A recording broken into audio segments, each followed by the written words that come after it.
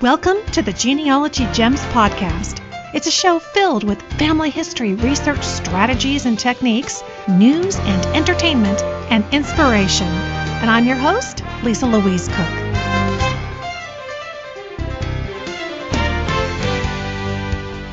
Hello and welcome to Genealogy Gems podcast episode number 176. In this episode, we're going to check in with our Genealogy Gems book club guru, Sonny Morton, on our featured book, Orphan Train, and some additional books that you'll want to add to your reading list that also provide insight on how you can approach writing your own family's history. And your DNA guide here at Genealogy Gems, Diahan Southard, is going to be here to tell you about how to social network your YDNA with Surname Projects. But first, I've got the RootsTech Rundown for you. You know, last week I spoke at RootsTech 2015, which was really a two-fer conference of both RootsTech and the Federation of Genealogical Societies National Conference. So, needless to say, it was bigger and better than ever. So, if you didn't attend, why should you care? Because FamilySearch, which is the organization behind RootsTech, has really, and I mean really, upped the family history game, if you will. Even though they are a nonprofit, they are really leading the industry and having a huge impact on the types of genealogy resources and services that are being developed, which directly affect your family history research. And family history is really the key phrase there. At a FamilySearch VIP event that I attended, the leadership of FamilySearch made a real point of saying that there is a distinct difference between genealogy and family history. Now, we may often use these terms interchangeably, but they really went out of their way to kind of make this point with purpose, to drive home the fact that they are concerned with more than just genealogy, you know, the building of your tree and tracing your lineage. They are extremely focused on family history. And from what I know about all of you out there who are listening, you are too. Family history is the holistic approach. It's the stories, the photos, the legacy that you're creating through your research. It's not that it's critical which words you use, I don't think, but I think they focused on the distinction to really help the community understand what their focus is. For example, the keynote speakers included former First Lady Laura Bush and her daughter Jenna Bush, who, by the way, did a phenomenal job, and they were very witty and thoroughly enjoyable, as well as Donny Osmond and the American Idol star David Archuleta. I noticed that there were some negative comments about these keynote choices floating around on social media before the conference, but for anyone who attended and saw the presentations, I think it really all made perfect sense. They all spoke and sometimes sang to the heart of family history. And I know for all of you listening, your heart is in it too, and you're not just trying to prove that you descend from royalty. Well, they offered incredible inspiration, and I think everyone walked away really rejuvenated and recommitted to their research. And you know, research really isn't the right word. They came away motivated to continue on the legacy of family history that they are building. And that really is the job of the keynote speakers, I think, to set the tone and inspire and motivate, because there are plenty of in-depth classes and a huge variety of topics to fulfill the educational component of why we would attend a conference like RootsTech. But I think the choices of the non-typical genealogist actually really fit together nicely. It was very all-inclusive. So let me give you a rundown on some of the stats from FamilySearch and RootsTech. FamilySearch was celebrating its 120th birthday. Now, incredibly, FamilySearch, which was formerly the Genealogical Society of Utah, they celebrated that 120th birthday last fall, and it now operates 300 cameras in 50 countries around the world collecting digital genealogical sources. They released 2 mobile apps in 2014, the FamilySearch Tree, the mobile companion to Family Tree on the FamilySearch website, and the FamilySearch Memories app, which helps you collect, preserve, and share your favorite family photos, stories, and spoken words. They are launching a new indexing program, which will be part of the FamilySearch website. which can be used on most desktop computers, notebooks, and tablets. And to give you an idea of the scope of FamilySearch indexing, there are 321,000 volunteers who've indexed over 160 million records in 2014 alone, bringing the total of records indexed to 1.26 billion. And these are records being made available to all of us for free on the FamilySearch.org website. In June of 2014, FamilySearch surpassed publication of 1 billion images. It took 7 years to get there, and the billionth image was published in FamilySearch's growing collection of Peruvian records. There's been quite an emphasis on South America, and I know that there are a lot of family history centers in South America, and people very interested in researching their family history. Now, if you consider that a single digital image can have several historic records on it, that means there are actually billions of record images on FamilySearch. And they project that it's going to take about 3 to 5 years to publish the next billion images. And as for new record collections, in 2014, FamilySearch published 38 million obituaries, 10 new Freedmen's Bureau field office collections, and new and updated collections all around the world. And one of the coolest things that they unveiled is their new Discovery Centers. This is something that they announced last year. I remember hearing about it at one of the events, and our contributing editor, Sunny Morton, here at Genealogy Gems, got a chance to go through the one that has been set up at the Joseph Smith Memorial Building in Salt Lake City. She did that while she was at RootsTech. And I'll have a link to her blog post in the show notes for this episode, which you can, of course, find on our website and in the Genealogy Gems app. The FamilySearch Discovery Center is focused on offering families simple and powerful in-person family history experiences. Each visitor gets a unique, personalized experience where they can learn about themselves and where their family came from and how that family lived. And while they're there, they can even record a video about themselves or a family member. And you're in luck if you live in the Seattle area, because a center is expected to open there in June of 2015. And those two centers are going to serve as a testing ground to kind of fine-tune the centers. And then their plan is to open more around the world.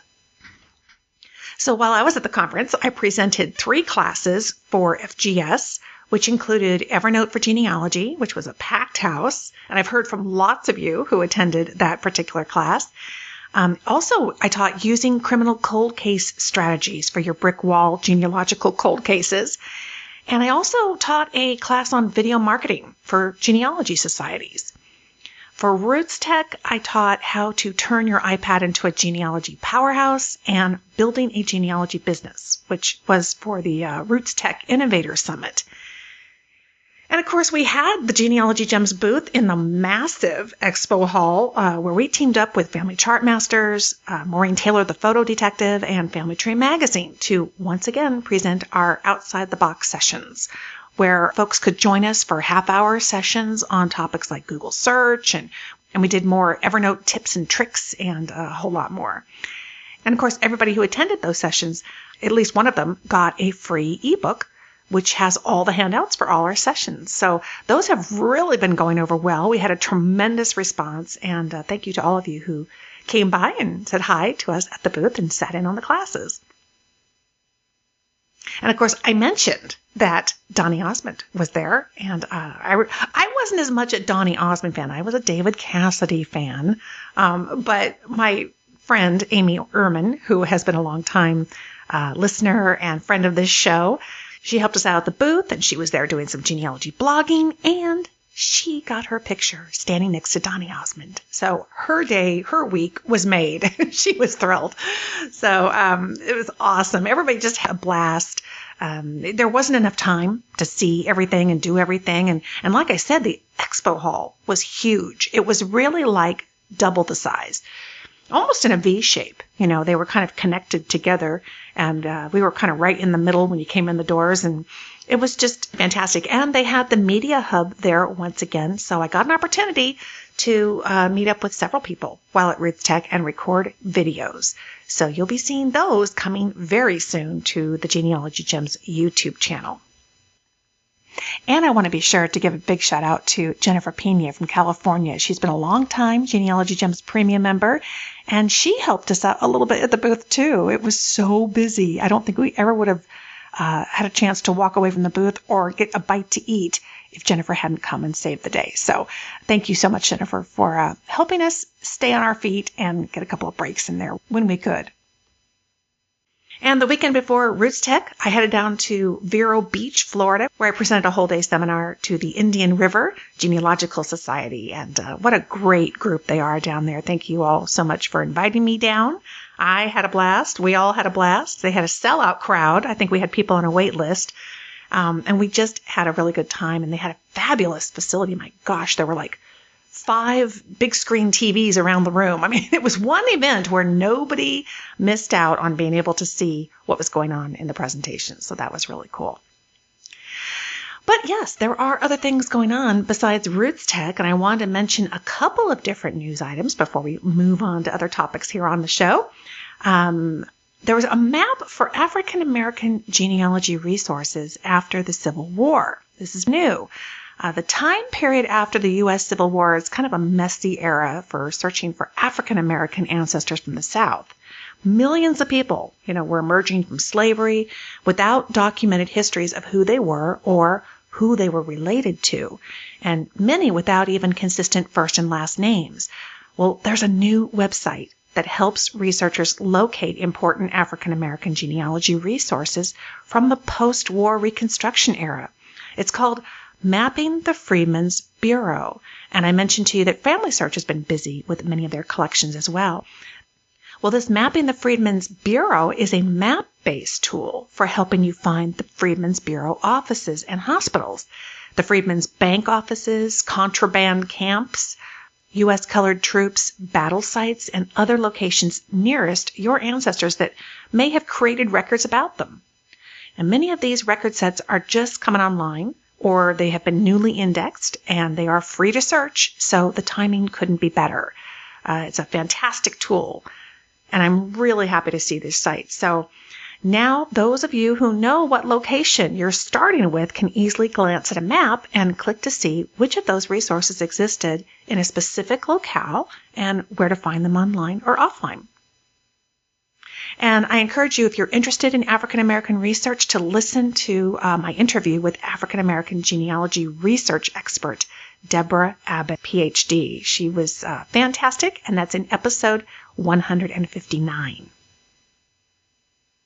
MyHeritage has announced a new arrangement with the Danish National Archive to digitize, index, and make available online millions of Danish genealogy records. And according to MyHeritage, these are going to include Danish national censuses, including approximately 9 million images and 31 million records, and they cover the years 1787 through 1930.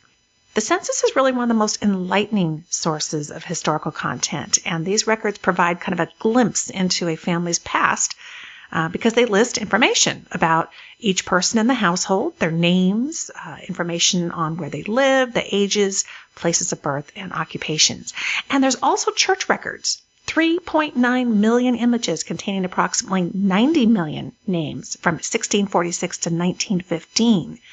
The parish register provides information regarding anyone who was born, baptized, or confirmed after 1737, or whether they're married or died in a particular parish.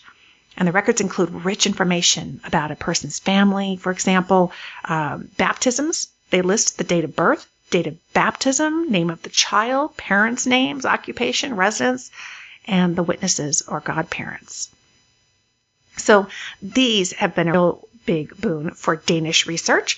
And I saw the other day that the Danish Archive has made available a huge collection of Danish photos. Now, I tried to get on the website and it wouldn't let me do it. And I don't know if that's because I'm in the U.S. or what's going on. Maybe they just crashed because it was really popular. But if you are into Danish research, do a Google search on Danish Archives historic photographs, and that may pop up, and maybe you can gain access to that. I don't have any Danish ancestors, so I didn't invest a huge amount of time, but that was something that kind of came across my desk the other day.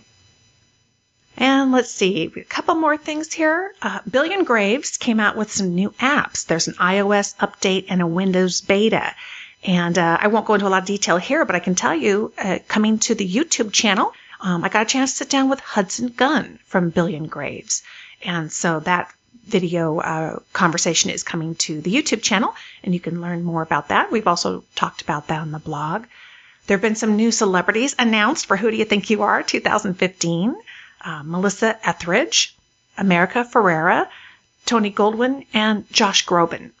And it says here, he discovers that his 8 times great-grandfather was a highly educated and renowned scientist and studied astronomy and was quoted by Isaac Newton himself. Pretty cool. Also coming up in 2015, Julie Chen, Angie Harmon, Bill Paxton, and Sean Hayes, who we've talked about on the Genealogy Gems blog. And on February 21st, 2015, Sunny Morton published a post on the Genealogy Gems blog called My Most Amazing Find Ever. Family History on YouTube. No kidding. That's the title. And she's not kidding. You know, Sunny was one of the main editors for the brand new second edition of my book, The Genealogist Google Toolbox. And of course, I'm always raving here on the podcast and to anybody who will listen about the potential of YouTube and online video to not only learn more about a time frame or a place, where your ancestors lived, but also to learn about them. And so often people are skeptical. I've shared stories here on the podcast before about that skepticism. Well, Sunny, while she was reading this chapter on YouTube, and now the new book has an entire chapter on YouTube alone, just for video. And she said, I use Google every day, and this book has so many helpful new search tips. But I was skeptical about her chapter on finding your family history on YouTube. See, even Sunny's skeptical. So skeptical that I immediately opened YouTube to prove her wrong. Can you guess how this ends?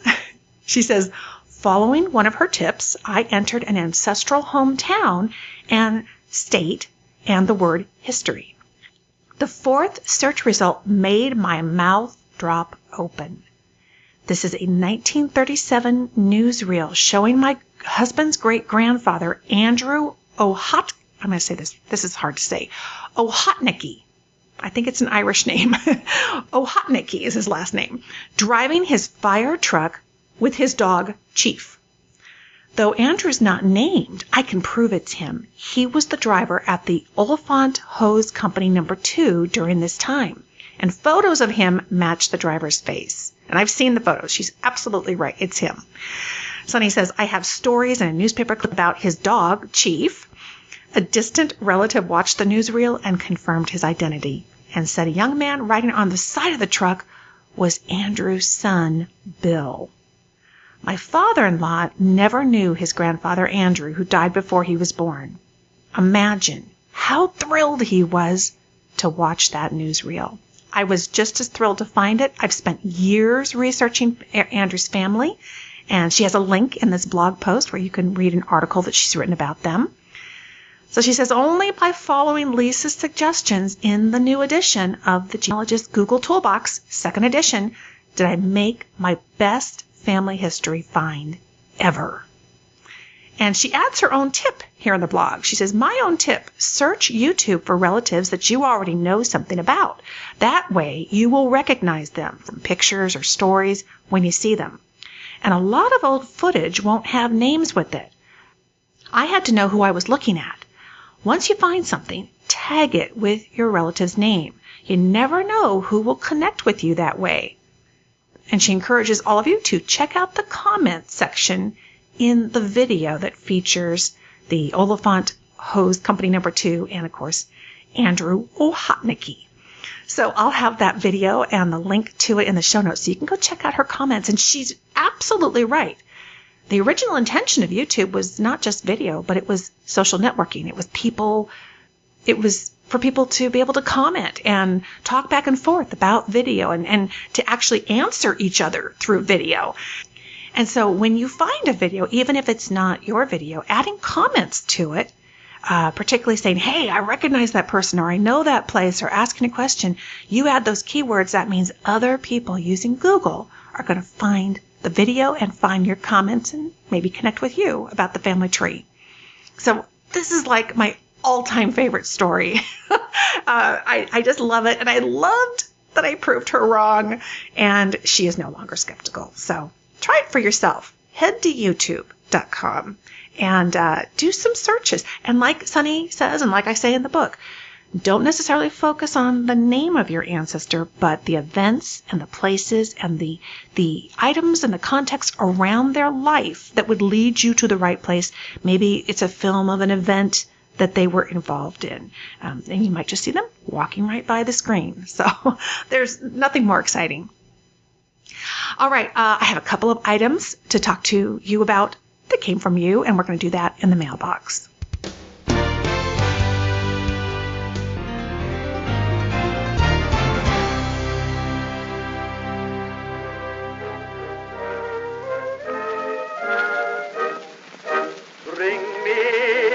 Letter from my old hometown, one with some jokes from my old pal Jim Brown. Bring me a letter from that girl of mine, saying that she's longing for me all the time.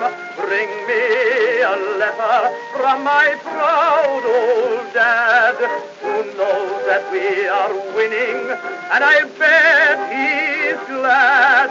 But more than any other, a line from my old mother. Bring me a letter from my hometown.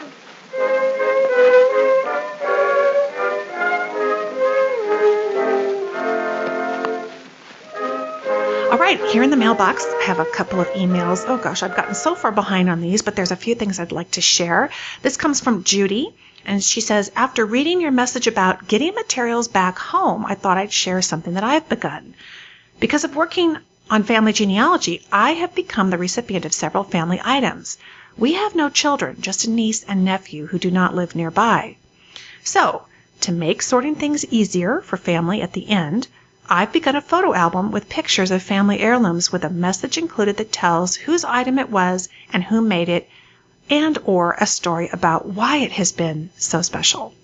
I'm in hopes that at least they can try to find and save these items instead of trying to guess or having to take the time to go through all the family binders where most are also recorded.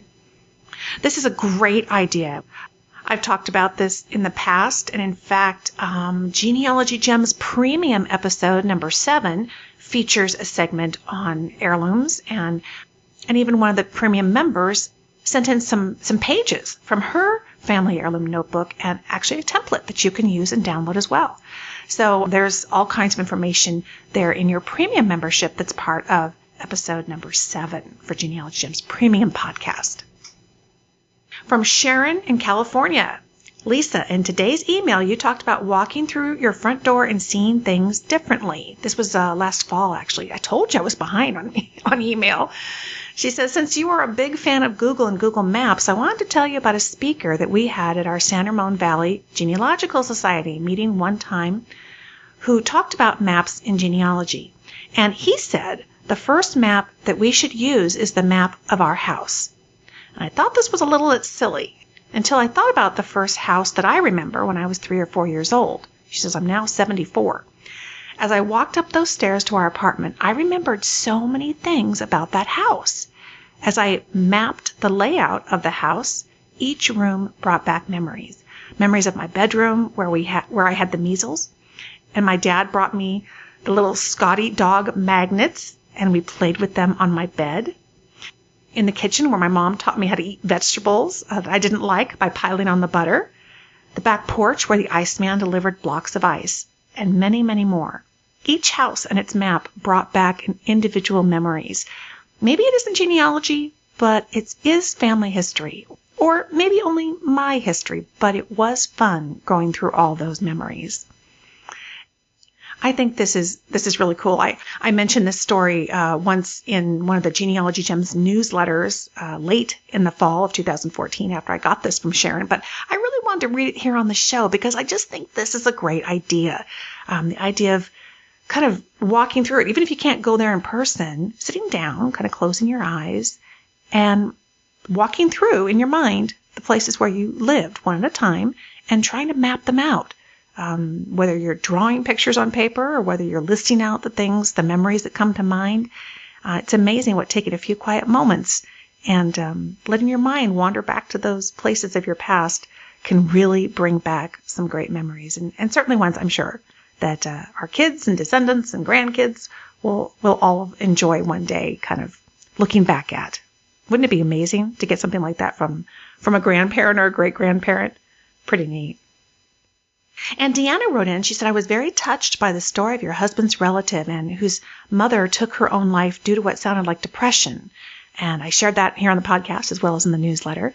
Deanna says, I have a loved one who has anxiety and depression, and I'm so thankful that we live in a time where education and resources and medical options are available to assist those who are struggling. I'm also thankful for your podcast, Genealogy Gems, which was a great source of encouragement to me during a difficult season of being the caregiver of my struggling loved one.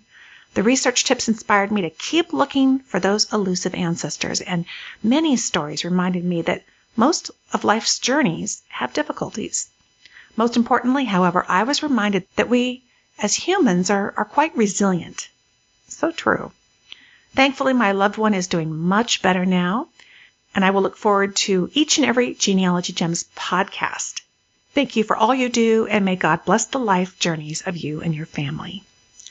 Well, thank you, Deanna. I so appreciate it. And I think you're absolutely right. I love when we do find those stories of those difficulties, how it does, I think it gives us more empathy for the people in our families. And it does remind us that we are all pretty resilient and what we all mean to each other. And if the podcast continues to give you motivation, then I'm thrilled to hear it. All right, well, something else to give you a little bit of motivation, I think, is our Genealogy Gems book club. An opportunity to take a break from your own research and dig into a wonderful book. And we certainly have had one in this first quarter of 2015, Orphan Train, and that's coming up next. Bring me a letter from my proud old dad, who knows that we are winning, and I'll bet he's glad. But more than any other, a line from my old mother. Bring me a letter from my hometown.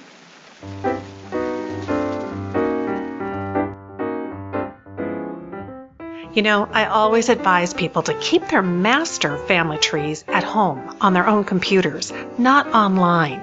The family tree software I recommend is RootsMagic, and I'm pleased to announce that RootsMagic 7 is out, and it's better than ever. Now, what do I love most about this new update? It's got to be the automatic hinting feature. It's like Google Alerts for genealogy websites. RootsMagic now automatically searches sites like FamilySearch and MyHeritage for possible matches to your tree. You're going to see light bulb hints appear whenever a match is found. Clicking a light bulb will open a web browser with matching records.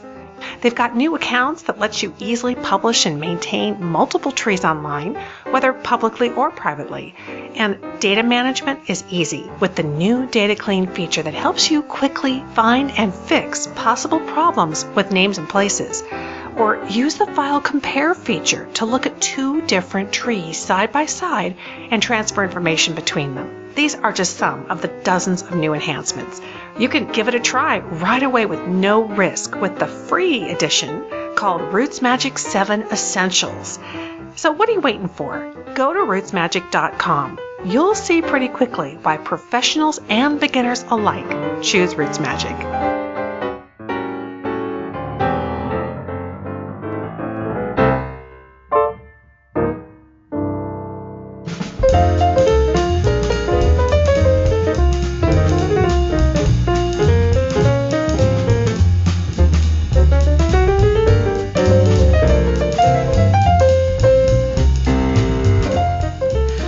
Genealogy Gems book club selection for this quarter of 2015 is Orphan Train by Christina Baker Klein.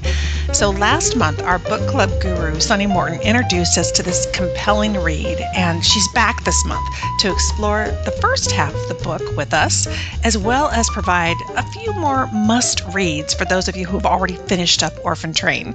Take it away, Sunny. All right, thank you. So I am excited. We've gotten some great feedback already from Genealogy Gems fans and our book club listeners who have already read the book and loved it, or who are just starting it based on our recommendations.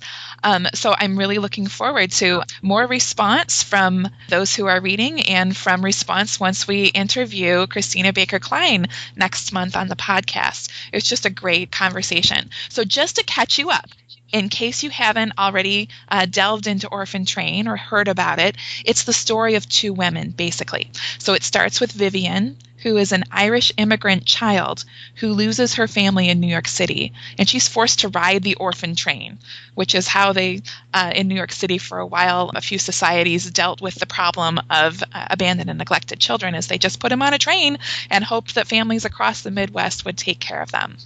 So she does find a home with several different families. She bounces around with varying results, but I think it's interesting that it seems to be, even if the people who were kind to her, the premise is the same at each home. Her life starts over fresh there with new rules and expectations, and there's little or no recognition of her past or her personality, that she's already coming with her own self. So after following Vivian's life through her childhood and her young adulthood, we fast forward. Vivian is 91. And then we meet our second woman. She is a teenage girl named Molly, and she comes to help her clean out her attic.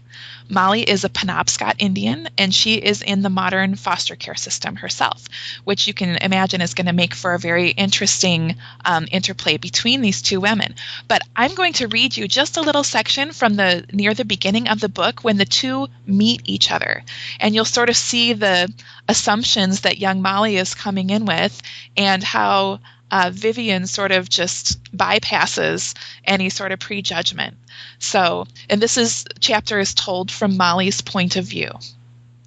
The old woman's hand, when Molly grasps it, is dry and cool. She is a sprightly, spidery woman with a narrow nose and piercing hazel eyes, as bright and sharp as a bird's. She reminds Molly of the nuns at the Catholic school she attended briefly in Augusta, a quick stopover with an ill-suited foster family, who seemed ancient in some ways and preternaturally young in others. Like the nuns, this woman has a slightly imperious air, as if she's used to getting her way.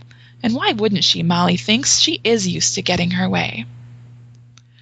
The old woman leans toward Molly, a slight frown on her face. How on earth do you achieve that effect? The skunk stripe, she says, reaching up and brushing her own temple. And here she's talking about Molly's hair, which obviously has a very recognizable style.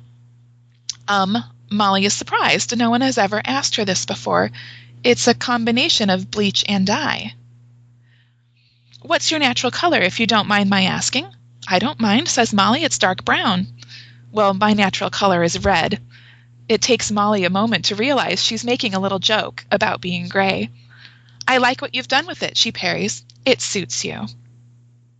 The old woman nods and settles back in her chair. She seems to approve. Molly feels some of the tension leave her shoulders.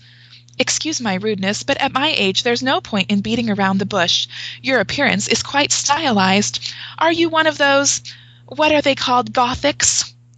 Molly can't help smiling. Sort of. You borrowed that blouse, I presume. You needn't have bothered. It doesn't suit you. She gestures for Molly to sit across from her. You may call me Vivian. So that's how they meet. I love the way she paints that picture. I just felt like I'm sitting right there with them. Right. You know? Vivian's awesome. She really is. And I think she really, she takes Molly off guard at the very beginning by not judging her in the ways that Molly is judging her. Of course, Molly is just a teenager. She has a long way to go. But during the course of the story, you find that the women really do find that they have a lot in common in terms of their experiences. So I'm going to leave you to the rest of that. I hope you get to enjoy Vivian and Molly during the coming month in Orphan Train by Christina Baker Klein.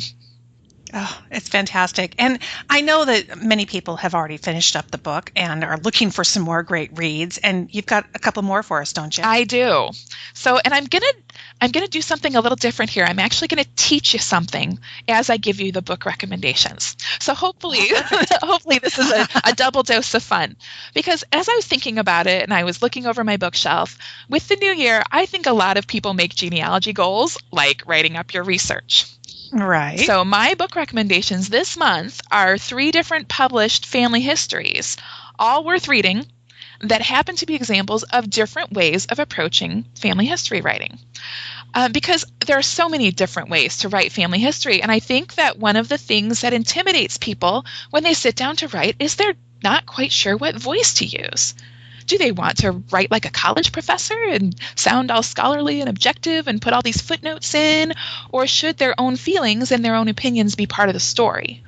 Or even more non-traditional, should they entirely fictionalize their ancestor story in a format that's more like a novel? Of course, the answer, as it always is in genealogy, is it depends on what you're doing, what you've found, and what the stories you want to tell. So my 3 books today, the first one is called Mordecai, An Early American Family by Emily Bingham. And this is an excellent and amazingly researched book. This is probably the most engaging scholarly family history I've ever read. It's based on thousands of letters and other documents that there are more than 50 pages of endnotes. And some of her sources just make me go green with envy. Like, how did she find that document?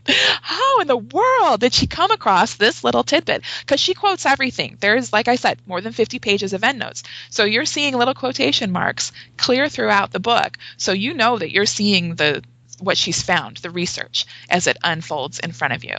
So there's no sense that the author is related to the Mordecai. So maybe I'm cheating here a little bit because it is a family history, but it's not necessarily her family history. I don't know if it's true or not, but it's not the point. The point is not that she's related to them. The point is that she has researched and that she's telling their story. My sense is that she's a historian who came upon a gold mine of a family in terms of documentation and personality and several themes she saw that emerged down the generations of this family. So I do really like to read well-written scholarly history, especially about religious families. I'm really fascinated by how religious beliefs or spiritual beliefs make people tick, and the effects that it has as this plays out, their differences and their similarities in their family and their community life. I think that's especially true for a family like the Mordecais, who belonged to the Jewish faith, which was a marginalized group at the time in U.S. history that they're writing about. So just it's an awesome read for those who will be interested in that kind of a book. And I'm going to read you the opening paragraph of the introduction just to give you a sense of her voice. And again, this is the more objective, scholarly type of voice. One evening in 1846, in a New York City boarding house, a young woman confided her life story to a stranger. She spoke of her father and mother, both dead, and went on to describe her mother's kin, whom she had left behind in Virginia and North Carolina. The Mordecais were a respected and wealthy family of Jewish heritage, the listener later wrote, a family composed, it seemed, quote, of the most wonderful people the world has ever seen, unquote. Oh, that's great. Now, what's the time frame? What year is this starting out in? So we start with a generation that was born in the early 1700s, and then we go clear into about 1900 or so. So we follow essentially 4 generations, and we follow them pretty thoroughly. This is a pretty thorough read, a pretty comprehensive read. Yeah. I could see why she would kind of go with that kind of more scholarly voice, if you will, just because there's a lot of ground to cover, and it comes from spans a lot of different times in terms of culture and speaking in general. Yes. So I mean, it almost makes it more objective, I guess. Yes. That's the best word. Yep, Yeah. I think so. And interestingly enough, this just occurs to me now, but it suits the family themselves. This is a highly educated family. They ran an academy, like a secondary school for girls. They cared very much about education and eloquence and that kind of thing. So it actually is very consistent with the sense of the family itself. This is not a scholarly history of an unscholarly family. This is a scholarly history of a scholarly family. Exactly. So it kind of makes sense that maybe the answer to what voice you use is you need to get to know the family first. Absolutely. And then the voice will kind of naturally come to you. And it may be your own, or it may be that we all know, the more you research families, the more you feel like you kind of be part of them. So I have a feeling that answer evolves and kind of makes itself known. Yes. Yes, I think so. So as you see, there are lots of different things to consider about what kind of voice you choose, which one seems the most natural. And certainly I think for Emily Bingham, I think that if she is a professional historian, as she sounds, then that would also might be a more natural voice for her to use. I think that also we start with the voices we have. Okay, so I'm going to move on to number 2. Many people in the family history world probably have already read Family by Ian Frazer. It came out several years ago, and it was very popular among genealogists. Mm-hmm. Ian also wrote the best-selling books On the Res and Great Plains. So he is an expert observer. He's very insightful. He's compassionate. He's funny. He's honest, but it's all his voice. So really, it's no surprise to me that when he started to write about his own family history and his explorations into it, he uses his own voice, a first-person voice in his observations. So, but he also, you can tell that it's very heavily research-based. And though you get a sense of who he is and his response to what he researched, it's really more the story of the research itself rather than his story.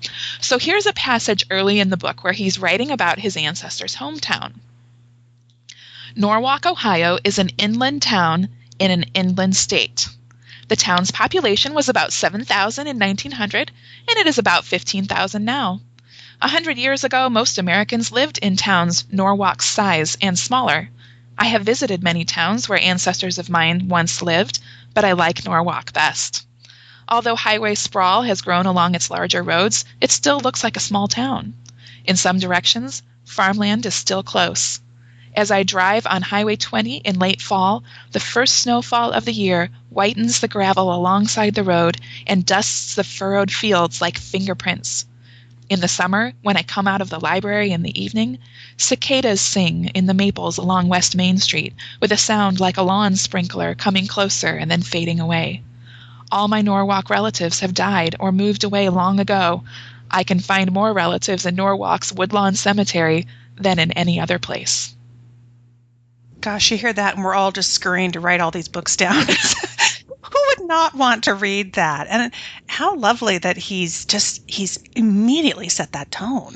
Yeah. It just sounds riveting. Okay, so he gave, it's really important when we write our family history that we give a little bit of context. What was the place like they lived? What a beautiful way to describe the town. And it is appropriate because it hasn't changed much. And because he's there a couple of different seasons, he talks about his response to the place a couple of different seasons. It's very appropriate for him to use his own eyes and his own experience as a lens to look at what his family's hometown was like. And how do you feel as a researcher, somebody who, edits Genealogical Society newsletter, this idea, I'm sure there's debate out there about whether it's ever appropriate to use your own voice or your own view of the research as well as the family. I get the feeling we're going down the path that it's our choice and there is no right or wrong. What do you think about that? I think I could talk about that for hours, and then you'd be sorry you asked the question. So I think there's a lot of things to consider when we make our choices, but I think we should do them with our eyes open. I think when we introduce the first person voice, where it's our voice and we are part of it, it's only appropriate when our experience is part of the story we're telling. Mm-hmm. Right? In Mordecai, Emily Bingham is not one of the members of this Jewish family that the story is about. She has nothing to do with them. So it's very appropriate for her to take an objective seat. Just sit and tell the story in a more scholarly, detached way. She's not part of it. But in Family by Ian Frazer, his journey to learn more about their story is part of it. His personal observations make up a lot of the story that he's telling. So he weaves his own personal observations in and out of the historical research. He does it beautifully because he's such an amazing writer. But when you decide to use that first-person voice, you are going to give up objectivity. So you won't have that sort of detached scholarly, and there are people who might suspect that you're just, you're leaving out part of the truth.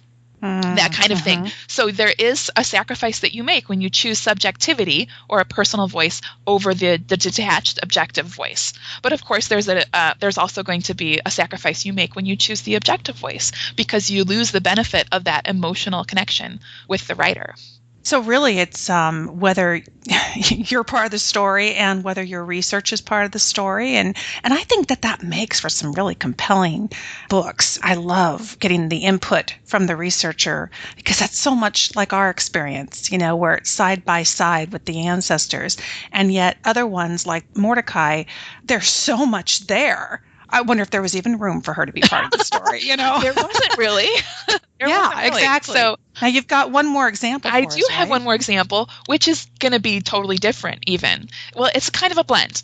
Okay, and it's a fun read. It's called The Worst Country in the World. I love that title. The True Story of an Australian Pioneer Family by Patsy Trench.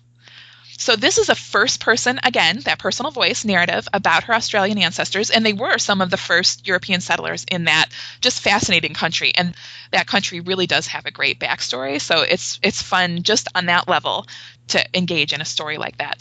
So the author, Patsy, actually quit her job and traveled from London to Australia several times to research the story of her fourth great-grandmother and other relatives that were in early colonial Australia. So She describes the book she wrote as a hybrid, and this is in quotes, a hybrid, part family history, part memoir, part novel. So see, she's doing something a little different. And then she goes on to say, the skeleton of the story is as true as I could make it, but I have put flesh on the bones, invented personalities for real people, circumstances behind the facts, all in the cause of turning my family saga into what I hope is an entertaining read. The dramatized scenes are from my imagination, but the outcome of them is fact. So she's interesting blend. It is a very interesting blend. She cares a lot about her research, clearly. I mean, she quit her job over it, right? She's not just making this up. So she tries to make it very clear in the text what's based on evidence and what's speculation. And she has a detailed appendix that spells out where she took liberties. Oh, well, see, fabulous. Yeah. I mean, I think if you're right up front with that, then everybody knows going into it, we're not pulling the wool over the eyes. Are you going to read a segment for us? I am going to read a segment for you, and you're going to see she has a very unusual way of inserting her voice, because she said, okay, now I'm going to take you back into the story, but now I'm going to do this. And so you really get this narrator of her own story sort of effect. Okay. It is said that on their arrival in Australia, Mary and her family went to stay with Governor King and his wife at Government House in Parramatta. I have searched for evidence of this and not found any. The Kings did not keep a visitor's book. But I am allowing it to be true because it makes a good story. And it's nice to think Mary and her family were allowed a short period of relative luxury before they set off on their tough new life in the bush. So then she goes on to recreate a possible scene that's clearly well researched. More about what the governor's house was like and what the relationship between the governor and the colonists was like. And then, of course, as the family heads out into the bush, then you're going to see the contrast between those who have been there a few years and have a roof over their heads and a little bit of civilization, and those who are literally, trying to come up with some sort of shelter under the hot sun. It's interesting. She kind of captures our daily life in our research. As you're going through and you're doing your research, aren't we all in our little head kind of thinking, oh, well, she probably said this and she probably looked like that. And, how fun that she's right in there with us. So there is an interplay in this book. Now, there is a creative aspect of family history. Yeah. And it is, at its most scholarly, we're creative by the questions we think to ask and the places we think to look for the answers, right? Mm-hmm. So that's creative itself. But then as you can see, there are different sort of creative liberties, degrees of creative liberty that people will take in their writing. And here she's putting it all out in front of us and say, okay, now I'm going to imagine what may have happened. And then she says, this is what I have evidence for, and this is what I don't have evidence for. But I've researched it, and this is a plausible sort of scene from the book. And she weaves in and out of those. And it's a very fun. It's a little bit different. But I think that's one of the reasons that it's as fun as it is. So that's The Worst Country in the World, the true story of an Australian pioneer family by Patsy Trench. They all sound like great reads. Any last words of wisdom for folks who are listening and feeling inspired to maybe thinking about taking on telling their story in a novel or in a academic type of paper? You know, I once asked Elizabeth Shown Mills. She wrote Isle of Canes, which is a novel based on families that she researched. And I once asked her about that experience versus what about just writing a scholarly history of the people who lived on Isle of Canes? I'm like, well, which one do you write? And she just looked at me kind of funny and she said, you write both. You document it, and then if you want to have a little fun with it, so that your research is out there. And that was, that was a shortened version of a longer conversation, and I certainly don't want to misrepresent or misquote somebody. But that was that concept that she taught me was really great, is that you go ahead and don't feel bad if you want to write for multiple audiences. But if I'm going to take it even back a step further, I'm going to say just start writing the story that's in your head with the voice you already have and see how it comes out. And you're going to find your natural storytelling voice, what you're most comfortable with, what the story itself lends it to, and your relationship with the story. It's all going to come out, but sometimes it doesn't really come out until you start writing it, and you just have to not be afraid to sit down and write something you might erase. That's so true. As I tell everyone around my house, I reserve the right to change my mind. Exactly. And so we can always do that. Oh, Sunny, thank you so much, because these are 3 great reads that everybody can dive into. But you've also given us a lot to think about in terms of how this is going to apply to our own family history storytelling. I love it. Thank you. You're welcome. And of course, it's not too late to get on board with Orphan Train, which is our featured book for this quarter of 2015. So head to genealogygems.com and click Book Club in the menu to get all the info and a special link to grab a print or digital copy of it, as well as we will have links and all the information on these great books that Sunny's been telling us about. And then stay tuned, because next month you're going to be hearing from the author of Orphan Train herself, Christina Baker Klein. Sunny has a great interview for you with Christina, all about the backstory, her thoughts, her experience in writing Orphan Train. Thanks so much, and happy reading.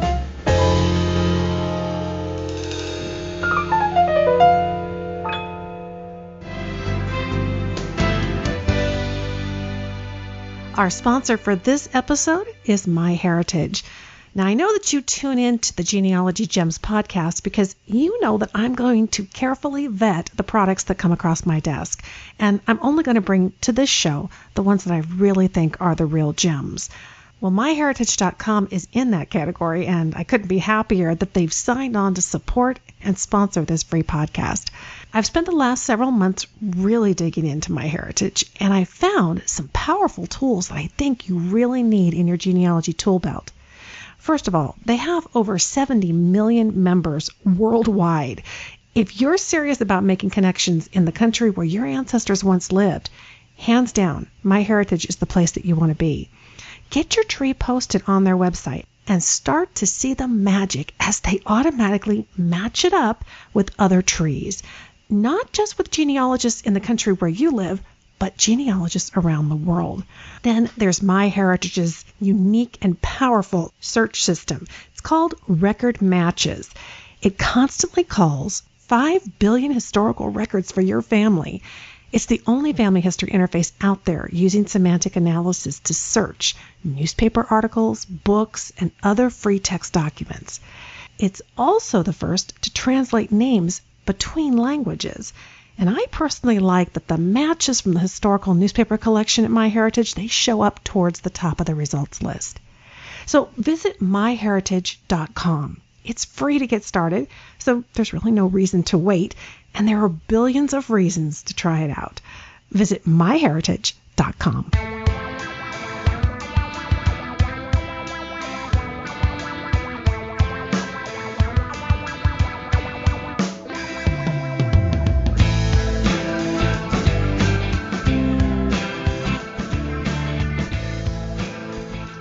Since their advent, they have become the flagships of our genealogical research. We name our files after them, we tag our research with them, we wear our lists proudly on pins and necklaces and t-shirts. Although they are an obvious way to conduct and organize our genealogical research, they can also be misleading.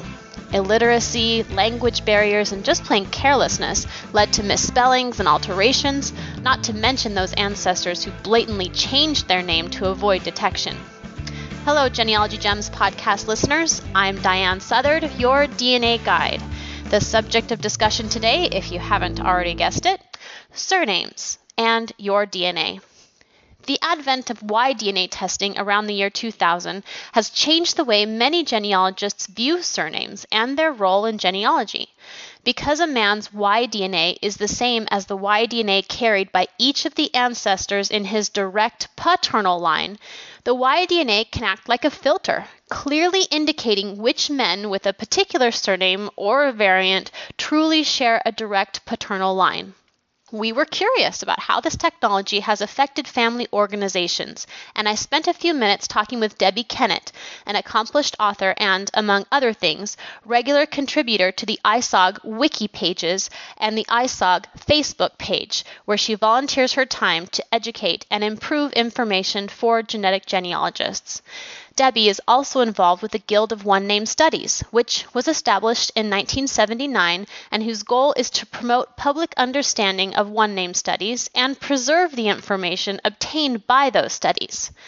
Debbie indicated that, quote, virtually every common surname is now the subject of a DNA project, including just over 500 Guild members who are running a DNA project. That number has jumped up considerably in just the last couple of years, end quote. Though she says the quality of those projects varies.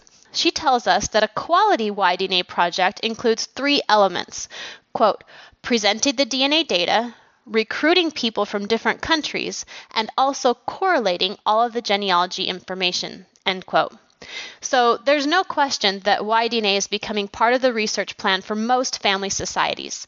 I asked Jean Morrison, a member of the Morrison Surname Project, for her thoughts on how YDNA testing has affected her research.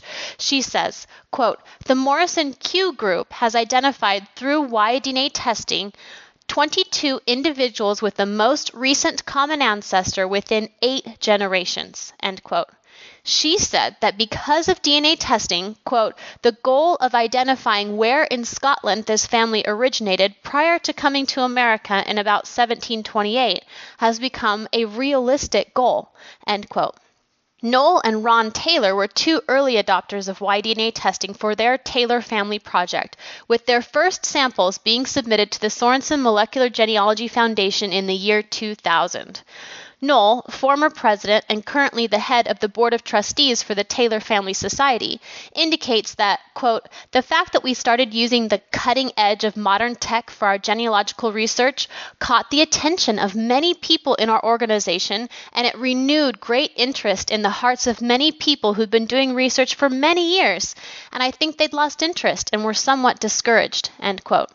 The Taylors have made significant breakthroughs with their DNA testing, including not only connecting several Taylor lines back to a common ancestor, verifying their paper trails, but also finding a line of Hodges that were actually Taylors. Debbie tells us that there is still much room for improvement, as, quote, not all Guild members are running projects. We have something like 2,700 Guild members, so we're still not at the stage where the majority of Guild members are running projects, end quote. Besides the Guild, there are other organizations that have been created to assist genealogists with their surname research, including a new organization just launched in November called the Surname Society, whose goal is to, quote, build a collaborative environment where members are encouraged to develop their own approach to the investigation of their surname. I asked Kirsty Gray, chairman of the Surname Society, what kinds of considerations they made for DNA testing when they were organizing their society. She indicated that DNA testing has taken a front-seat role in the research of one of their founders, as well as several early members. She states that, quote, DNA is one of the many strands of family history research, and to a greater extent surname studies, which can connect individuals often where genealogical research cannot, end quote. And that really is the bottom line. DNA, especially YDNA, can tell you things about the surnames in your pedigree that you can't learn any other way. If you haven't yet, it's time to jump on the YDNA bandwagon and see what your DNA has to tell you. Would you like some help putting the Genenex in your genealogy? That's where I come in. I provide quick guides that are available in the Genealogy Gems store, as well as personalized consultations for you and your DNA. And that's it for me, Diahan Southard. I'll see you next time, right here on Genealogy Gems.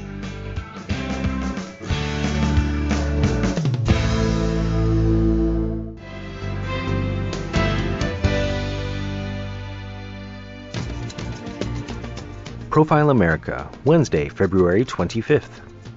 Paper money has circulated in North America since 1690, when the Massachusetts Bay Colony issued some paper over, so to speak, the shortage of coins. But these were just promissory notes from governing bodies.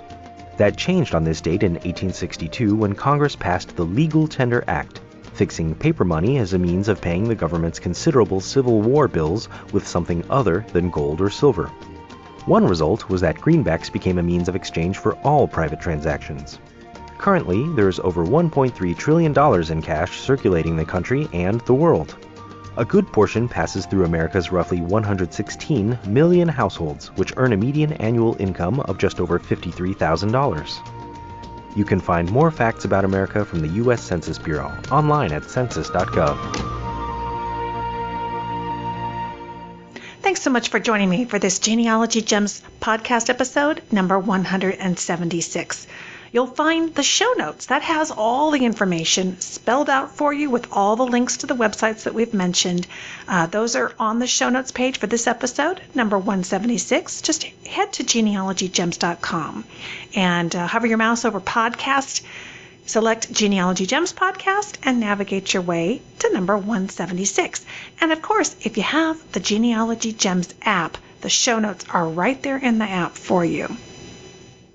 Now, Diahan was here talking about DNA and surnames and running tests, and there are so many different ways to do that. Two of the major companies that you run your tests with are Ancestry DNA and Family Tree DNA, and we have brand new guides for both of those.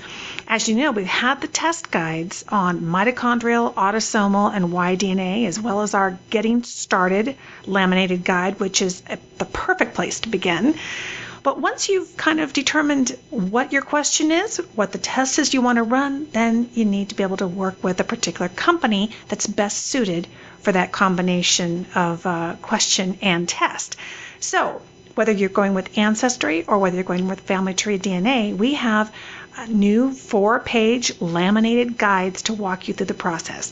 Not only the initial working with the company and getting the testing done, but how to make the best use out of the tools that they make available to you on their website and how to pursue further testing if you want to do that. So those are brand spanking new. They are by our own Diahan Southard, and they're in the Genealogy Gems store at shop.genealogygems.com.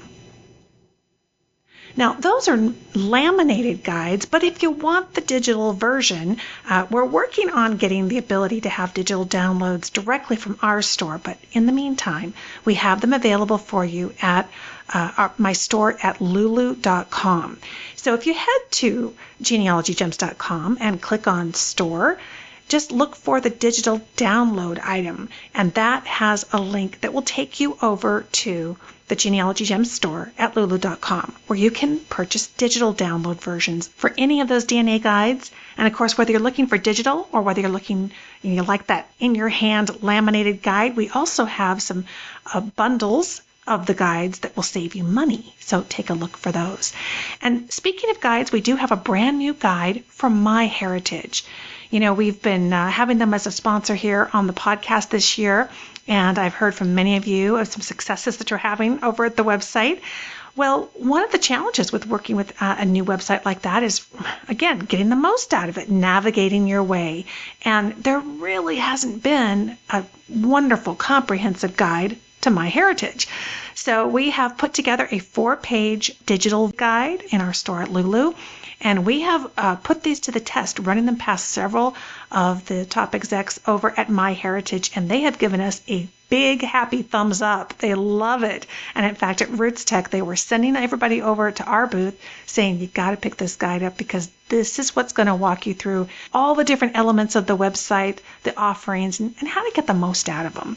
At our store at genealogygems.com, take our link over to the store at lulu.com for Genealogy Gems, where you'll find the MyHeritage digital download guide. And for all of you premium members, I have done a new update on the iPad class, Genealogy on the Go. And, things keep a-changing, and we're going to keep up with those things. So the iPad class is brand spanking new. There's a new handout for you that you can download and use as well.